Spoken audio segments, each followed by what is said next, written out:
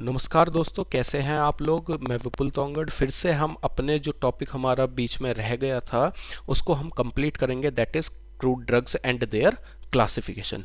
इससे पहली वीडियो में दोस्तों मैं बता चुका था कि फार्माकोग्नोसी होती क्या है, क्या इसके स्कोप होते हैं, है ना, कैसे यूनानी सिस्टम काम करता है, वैदिक सिस्टम कैसे काम करता है, और हमारा एलोपैथी हो गया, होम्योपैथी हो गया, ये सारे सिस्टम कैसे कैसे काम करते हैं, ये सारी चीज़ें हम पढ़ चुके थे।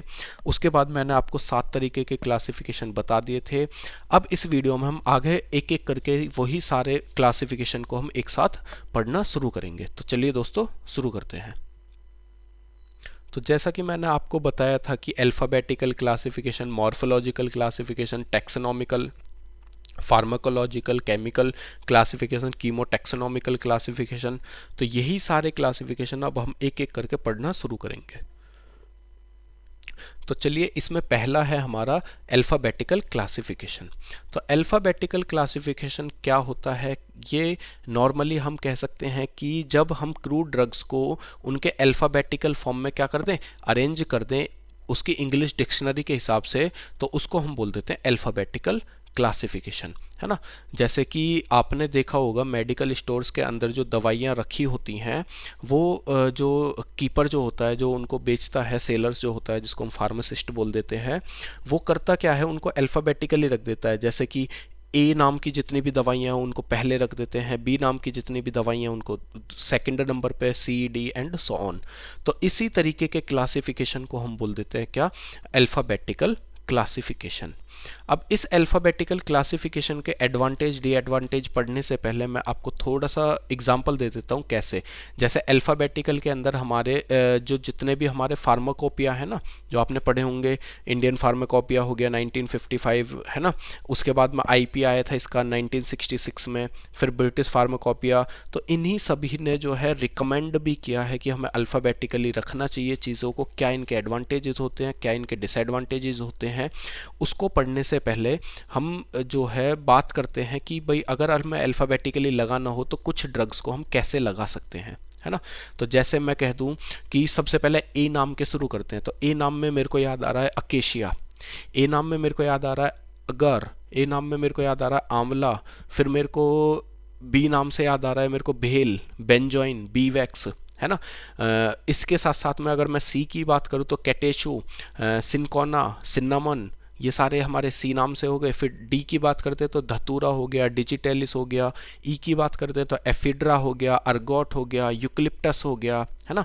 फेनेल जिसको हम क्या बोलते हैं, सौफ।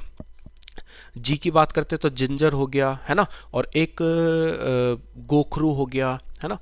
और एच से बात करते हैं तो सबसे फेवरेट, सबका फेवरेट हमारा हनी हो गया, है ना। इसके साथ साथ में अगर मैं आई की बात करता हूँ तो आई में आता है हमारा इसबगोल, है ना। इसबगोल हो गया, है ना। जे की बात करते हैं जलापा, के की बात करते हैं तो कीनू हो गया, है ना। लेमन पील हो गया एल से। इसके साथ साथ में एल से हम बोल सकते हैं लिंसेड हो गया, लिंसेड बीज आते हैं ना अलसी के बीज, वो हो गया। मेथी हो गया, मस्टर्ड हो गया, नटमग, ऑरेंज पील, है ना। क्यों आर से बात करें तो राउवॉल्फिया हो गया, एस से बात करें तो सेना हो गया, टी से टोबैको हो गया, वी से वशाका हो गया, है ना। ऐसे ही वाई से ईस्ट हो गया। तो यही सारे इसी तरीके से हम जो है अल्फ़ाबेटिकली हम चीज़ों को अरेंज कर सकते हैं।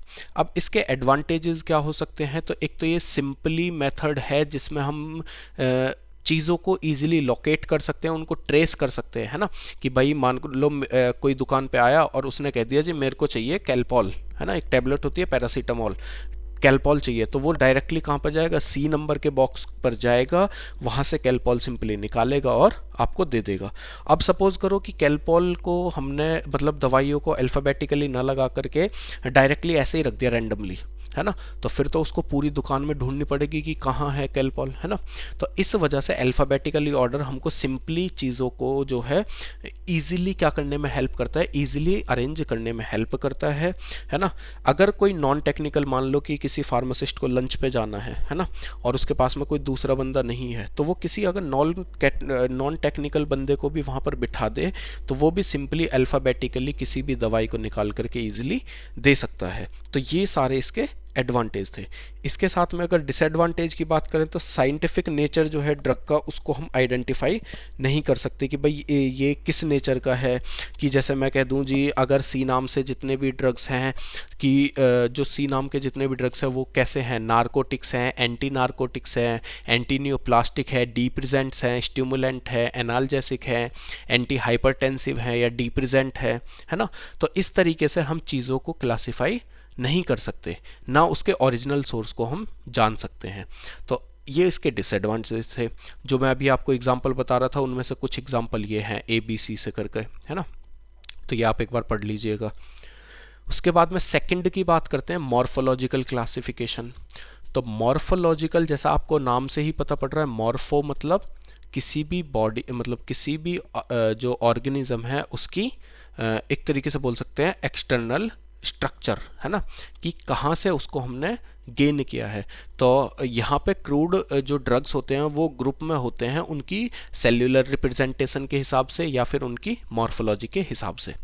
जैसे ऑर्गेनाइज्ड सेल्यूलर की बात करें तो drugs are the direct part of the plant और divided into leaf, bark, wood, root, rhizome, seed, fruit, flower, stem, hair, fibres, है ना।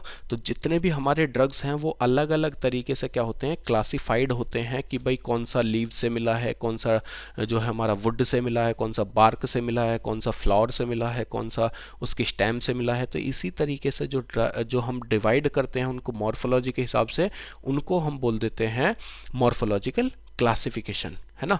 ये था हमारा ऑर्गेनाइज्ड, कि हर चीज़ के बारे में हमको पता है ना। एक होता है हमारा इसी में मॉर्फोलॉजी में अनऑर्गेनाइज्ड। तो अनऑर्गेनाइज्ड जो ड्रग्स होते हैं, अनऑर्गेनाइज्ड ड्रग्स वो पार्ट होता है प्लांट का, एनिमल का, मिनरल सोर्स का, जिसको हम डिवाइड करते हैं लेटेक्स में, मतलब ड्राइड लेटेक्स में, ड्राइड जूस के अंदर, ड्राइड एक्सट्रैक्ट के अंदर। जैसे अगर मैं बात करने लगूँ आंवला, आंवला का हम जूस भी पीते हैं, है ना। आंवला वैसे क्या है, फ्रूट। तो अगर मैं फ्रूट के ऊपर चला जाऊं तो वो चला जाएगा हमारा ऑर्गेनाइज्ड ड्रग में। उसी आंवले का अगर मैं जूस निकाल करके रख दूं पैक करके तो वो क्या हो गया हमारा अनऑर्गेनाइज्ड, है ना। उसी आंवले को अगर मैं सुखा करके रख दूं तो क्या हो गया अनऑर्गेनाइज्ड, है ना। उसी का मैं वॉलेटाइल ऑयल बना दूं तो क्या हो गया अनऑर्गेनाइज्ड, है ना। तो ऑर्गेनाइज्ड ड्रग वो होते हैं जो डायरेक्टली हमने निकाले प्लांट से और जैसे हैं उसी कंडीशन में हमने उनको दिखा दिया, तो वो होते हैं हमारे ऑर्गेनाइज्ड। अगर उनको हम थोड़ा सा भी प्रोसेस कर दें, जैसे सुखा दें उसको या लिक्विड में कन्वर्ट कर दें या कुछ और कर दें उसके अंदर, तो उसको हम बोल देते हैं अनऑर्गेनाइज्ड। आई होप दोस्तों आपको इतनी चीज़ें समझ में आई होंगी, है ना। तो चलिए अब बात करते हैं ऑर्गेनाइज्ड ड्रग क्या होता है। तो ऑर्गेनाइज्ड ड्रग में जो है हमारे, जैसे मैंने अभी बताया, leave, bark, wood, root, rhizome, flower, seed, fruit, stem, hair, fibre, ये सभी चीज़ें आती हैं। तो इन्हीं के कुछ एग्जांपल है, जैसे हो गया धतूरा, सेना, वसाका, डिजिटेलिस, ये सभी हमारे लीव्स के हैं। बार्क की बात करते हैं तो बार्क में हमारा सिन्नामॉन, सिंसोना, खुरची, है ना। तो ये सभी हमारे बार्क में आते हैं। वुड की बात करते हैं तो क्वासिन, सैंडलवुड, रेड सैंडर्स, ये सभी हमारे किस में आते हैं, वुड में। रूट की बात करते हैं तो राउवॉल्फिया, लिक्वोराइज या इपेसिया, ये सभी हमारे आते हैं किस में, रूट्स के अंदर।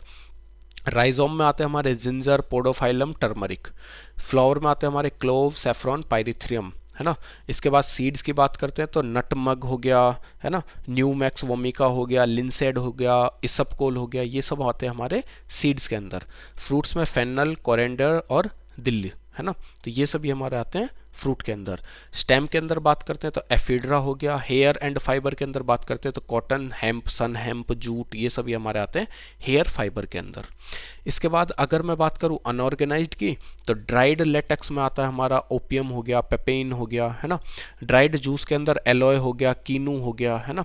एक्सट्रैक्ट की बात करें तो अगार हो गया, कैटिचो हो गया, पैक्टिन हो गया। गम्स की बात करें तो अकेशिया हो गया, स्टेरिकुलाए हो गया। इसी के बाद में हम रेजिन्स की बात करें तो बेंजोइन, कोलोफोनी, एसोफोटिडा, ये सभी हमारे किस में आते हैं, रेजिन्स के अंदर आते हैं। ऑयल और फैट में हमारे आते हैं कास्टर, चैमू, चाउल मोगरा, कॉटन सीड, ये सभी हमारे आते हैं किसके अंदर, फिक्स्ड ऑयल या फैट के अंदर।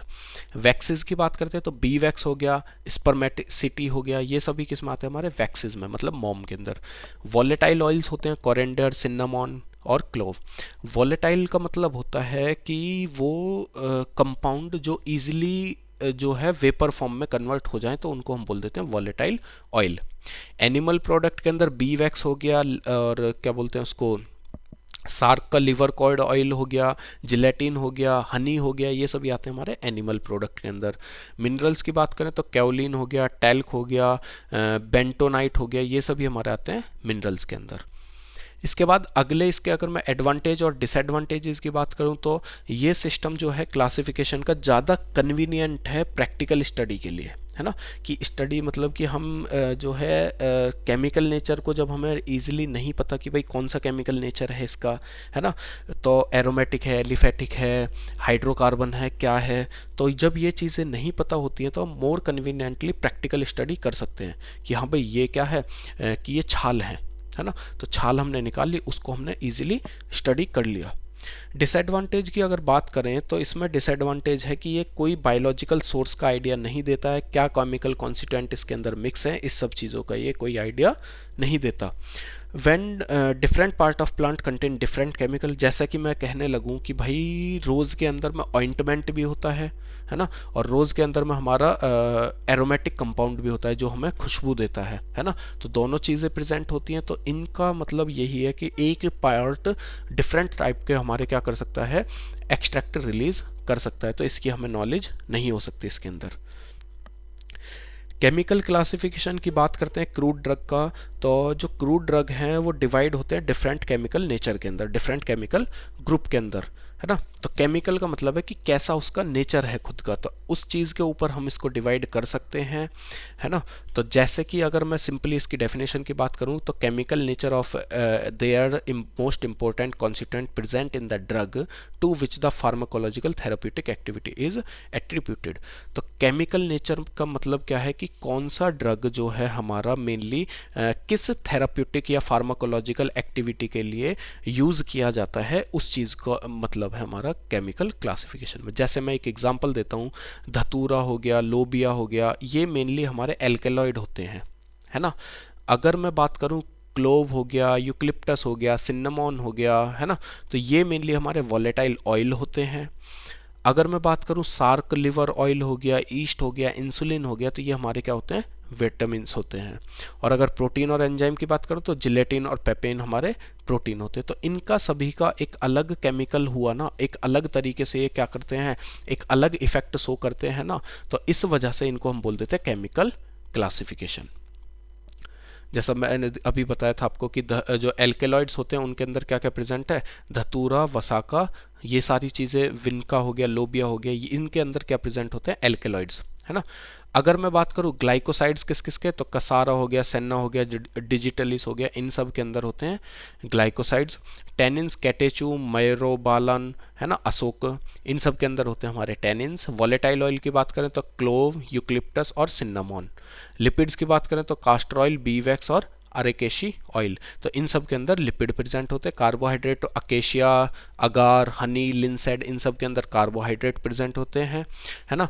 और अगर रेजिन्स की बात करें तो कोलोफोनी और बेंजोइन है। वाइटामिन्स की बात करें तो ईस्ट हो गया, सार्क लिवर ऑयल हो गया, इंसुलिन हो गया, ये सब चीज़ें क्या है हमारे विटामिन्स और हार्मोन्स हैं। अगर प्रोटीन की बात करते हैं तो प्रोटीन में हमारा जिलेटिन और पेपेन आता है ना। तो इससे हम इजीली क्या कर सकते हैं, फाइटोकेमिकली हम किसी भी ड्रग की इजी स्टडी कर सकते हैं।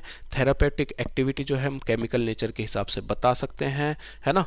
और क्या एडवांटेजेस हो सकते हैं इसके, कि केमिकल कंस्टिट्यूएंट इसका नॉन होता है, मेडिसिनल यूजेस इसके हमें पता होती है ना। तो केमिकली जो है ड्रग्स जो है क्लासिफिकेशन वो क्या क्या बता सकता है, केमिकल कॉन्स्टिट्यूएंट क्या है और मेडिसिनली इसको हम कहाँ यूज़ कर सकते हैं। लेकिन अगर इसकी डिसएडवांटेज की बात करते हैं तो डिसएडवांटेज में क्या है कि drugs of different origin are grouped under similar chemical titles, कि जो ड्रग्स हैं हमारे वो अलग अलग ड्रग्स जो हैं एक सिमिलर टाइटल के अंदर हो जाते हैं। जैसे एक एग्जांपल देते हैं कि एल्केलॉइड्स और ग्लाइकोसाइड सिनकोना में तो पाए जाते हैं, साथ में फिक्स ऑयल और वोलेटाइल ऑयल जो है नटमक्स में भी है ना। लेकिन दोनों की इम्पोर्टेंस जो है वो इक्वल है, कि भाई जो हमारा सिनकोना है और नटमग है, इन दोनों का काम भी क्या हो सकता है, एक इक्वल तरीके से हम इनका काम कर सकते हैं, जैसे कि ये इजीली हम इनको कैरेक्टराइज नहीं कर सकते। इसके बाद बात करते हैं हम टैक्सोनॉमिकल क्लासिफिकेशन। टैक्सोनॉमिकल क्लासिफिकेशन जो है हमारा, जैसे आपने पढ़ी होगी कि टैक्सोनॉमी होती क्या है, तो टैक्सोनॉमी मेनली क्या होती है कि किसी भी जो ड्रग है वो किस प्लांट से आया है, क्या उसका फाइलम है, क्या उसका ऑर्डर है, कौन सी फैमिली से है, कौन सी उसकी जीनस है, कौन सी उसकी स्पीसीज है। तो यही सारी चीज़ें हमारी क्या होती हैं, टैक्सोनॉमिकल क्लासिफिकेशन के अंदर आती हैं। तो मेनली हम कह सकते हैं कि भाई टैक्सोनॉमिकल में हमारा जो बायोलॉजिकल ओरिजिन जो होता है किसी भी प्लांट का, वो क्या होता है, नोन होता है। उस प्लांट सोर्स का हमें पता होता है, उस ड्रग का हमें पता होता है कौन सी फैमिली के किस प्लांट से ये ड्रग एक्सट्रैक्ट किया गया है। तो ये होता है हमारा केमोटैक्सोनॉमिकल। जैसे एंजियोस्पर्म मोनिकोटिलिडॉन्स है ना, ये एक फाइलम हो गया, है ना। लिली फ्लोरी जो है एक ऑर्डर हो गया, लिलिएसी उसकी फैमिली हो गई। और ड्रग्स जो है लिलिएसी के अंदर कितने ड्रग्स आते हैं, वनीला हो गया, डाइकोसरा हो गया, कोल्सियम हो गया, एस्पार्गस हो गया, ये सभी किसके अंदर आते हैं, हमारे लिलिएसी फैमिली और डाइस्पोरेसी फैमिली के अंदर।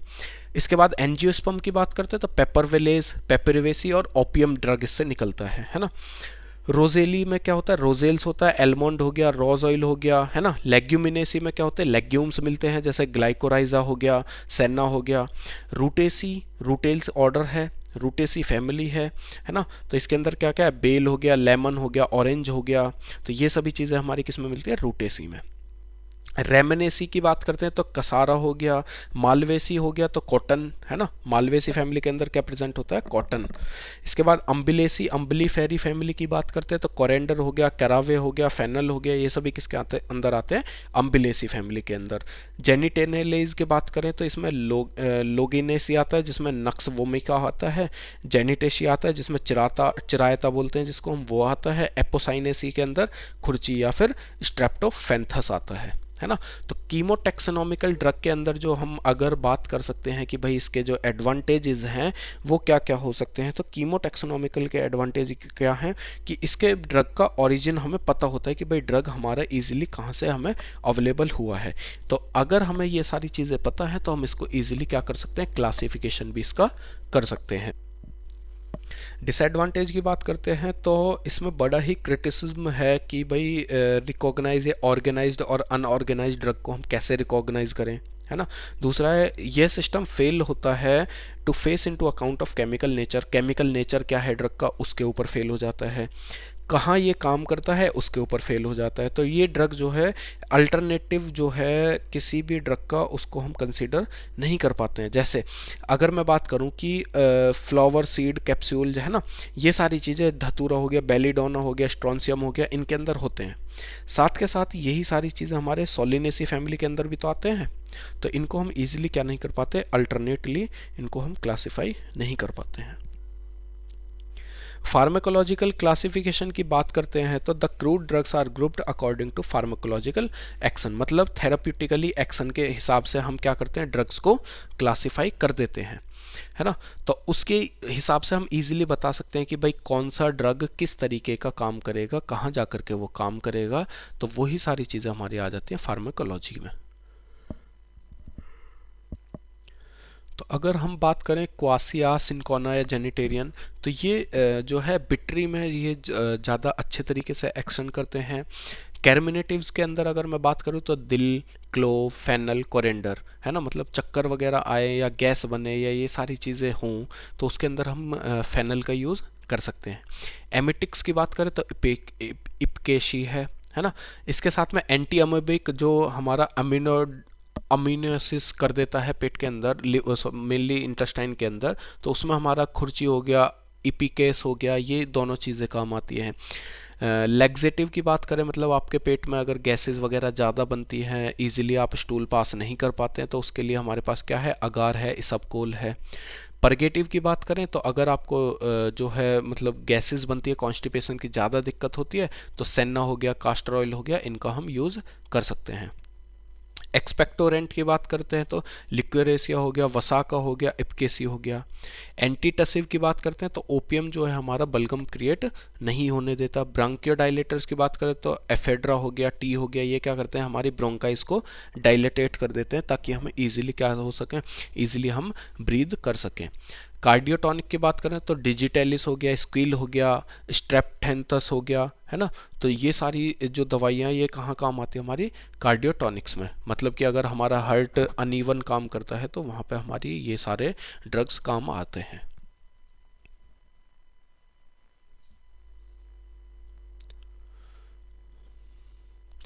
इसके बाद कार्डियक डिप्रेजेंट की बात करें तो हमारा सिंकोना हो गया, वर्टेरियन हो गया। मतलब अगर आपका दिल ज़्यादा तेज़ से धड़क रहा है या धड़कन बढ़ी हुई है तो उसको अगर हमें सही करना है तो उनके लिए सिंकोना और वर्ट्रम है ना। एंटी हाइपरटेंसिव, अगर आपको ज़्यादा बोल सकते हैं हम स्ट्रेस में है तो रावोल्फिया है उसके लिए। एनाल्जेसिक की तरह काम करता है हमारा ओपियम, है ना। सीएनएस सेंट्रल नर्वस सिस्टम को स्टिमुलेट करने के लिए हमारा कौन काम करता है, कॉफ़ी।